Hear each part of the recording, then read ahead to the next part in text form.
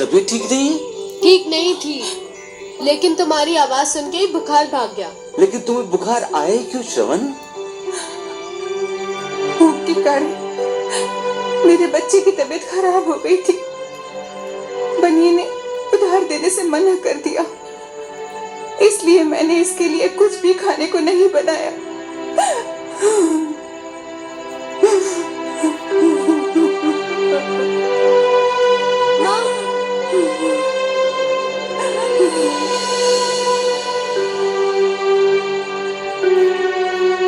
मालिक, तेरे राज में इंसान भूखा कैसे रह सकता है मालिक? तुमने चोंच दिया तो उस चोंच में दाना पानी कौन देगा? भूखे को रोटी मिलनी ही चाहिए, प्यासे को पानी मिलना ही चाहिए। अगर ऐसा नहीं होता तो क्यों मालिक, क्यों ऐसा क्यों होता है मालिक?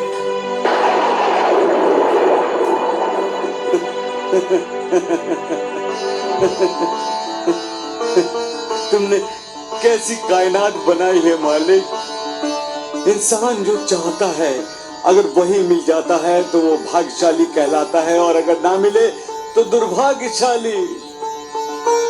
क्या ये सब भाग्य का ही खेल है मालिक? क्यों किसी को सब कुछ मिल जाता है जो वो चाहता है, क्यों किसी को कुछ नहीं मिलता? यहाँ तक कि 2 वक्त की रोटी भी उसे नसीब नहीं होती। ये कैसी लीला है मालिक तुम्हारी? ये कैसा खेल है तुम्हारा? ये कैसा खेल है मेरे मालिक? कैसा कैसा खेल है मालिक? मेरे मालिक, कैसा खेल है तुम्हारा? श्रवण, ये कौन बोल रहा है? मेरा दोस्त। तुम्हारा दोस्त? किससे? तुमसे? नहीं माँ, आसमान से। तुम्हारा ये दोस्त पागल है क्या? हाँ? सचमुच पागल है, बड़ा ही पागल है। हाँ माँ, कुछ ऐसा ही है मेरा दोस्त।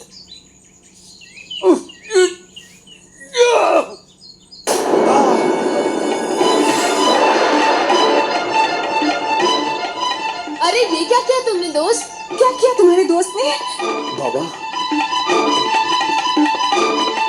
नहीं माँ जी, वो एक आदमी को पत्थर फेंक कर मारा मैंने। मगर क्यों? बाबा, ये था नवा आदमी, वो बढ़िया जो तुम्हें उधार देने से मना करता है। हाँ। लेकिन बाबा, चुप, मैं फिर से पत्थर उठाऊंगा। नहीं बाबा नहीं। हम इसके पैसे नहीं दे सकते, तो फिर वो उधार कैसे देगा? पैसे बाद में भी मिल जाएंगे माँ जी। आप इसका उधार वापस देंगी ना? हाँ। फिर ये अनाज देने के लिए मना क्यों कर रहा था?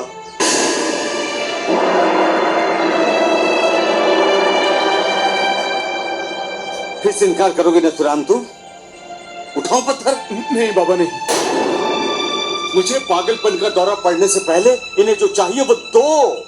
अरे इंसान इंसान की मदद नहीं करेगा तो कौन करेगा? अरे इंसानियत को मत भूलो नथुराम, जितनी हो सके उतनी तो मदद करो किसी की। केवल अपनों को ही अपना मत समझो, किसी दूसरे में भी अपनों को ढूंढने की कोशिश तो करो नथुराम। 2 रोटी देने से तुम भूखे नहीं मर जाओगे, लेकिन कोई तुम्हारी वजह से भूखा मर गया तो सोचो, क्या मालिक तुम्हें माफ कर देगा? सोचो। एक कहानी तुम्हें मालूम है नथुराम? तुम्हारी तरह ही एक व्यापारी था, बहुत पैसे वाला था। एक दिन एक साधु उसके दरवाजे पर आया और कहा, भिक्षाम देहि। वो व्यापारी साधु को कुछ देना नहीं चाहता था। साधु दोबारा बोला उससे, बहुत जोर से भूख लगी है, मुझे खाने को दो कुछ। व्यापारी ने कहा, उसके घर में खाने के लिए कुछ नहीं है। साधु के फिर जिद करने पर उस व्यापारी ने कहा, उसके घर में सिर्फ कोयला है। साधु तो चला गया।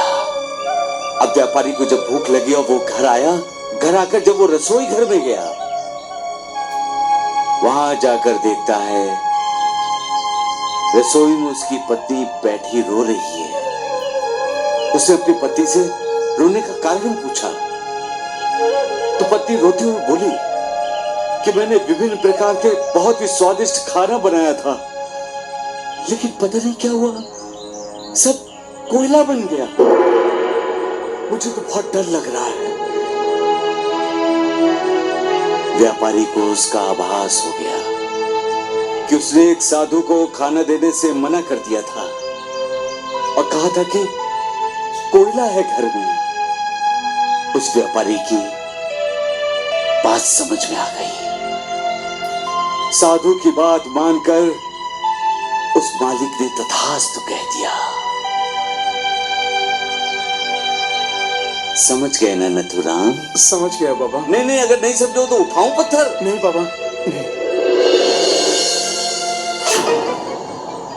श्रवण के दोस्त, तुम बोलते बहुत अच्छा हो, लेकिन पागल है। पत्थर उठाऊं? श्रवण के दोस्त, तुम्हारे आने से मेरा बेटा बिल्कुल ठीक हो गया।